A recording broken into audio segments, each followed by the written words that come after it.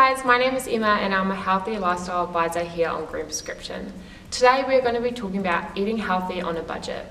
So it is a common myth that eating in a healthy way is more expensive, while foods that are not as healthy may seem cheaper, but when you consider the impact on your long-term health, it may change your opinion.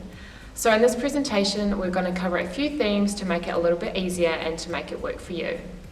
So firstly, back to basics. Cook yourself, buy in bulk, freeze and buy just the basics. It may seem simpler to grab a ready-made meal or even a sauce to make things quicker to prepare at home, and these are often advertised as good value for money. One example and a common one is pasta sauce. You can make it yourself with a can of tomatoes, herbs and some spices, and without all the other additives that the bought ones may have. The other ingredients which can also be less helpful for our health. If you make it yourself, you know exactly what's going in and you have the control over it. The same goes for biscuits, cookies and cakes. You have much more say about what you're eating and if you make it for yourself. So 3 tips to make it a little bit easier for us at home. Firstly, meal prep. Many of us are time poor, so I suggesting when you do have some time, perhaps on a Sunday night, make a bunch of meals or a big batch of something like a lentil dal or a curry, and then you can be frozen or used over the week when we tend to be busy, so we get home from work, don't have a lot of time to cook, we can grab them out of the freezer.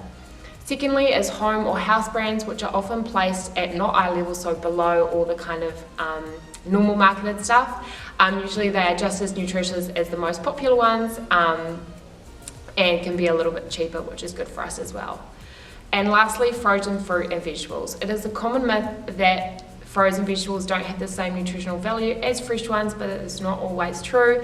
If they are snap frozen, mostly they have all the same nutrients as they would on fresh shelves. Sometimes even a little bit better, as vegetables stay on the shelf, they tend to lose nutritional value a little bit. So frozen is just as good as fresh. So my challenge for you is when you are cooking, be smart with your leftovers.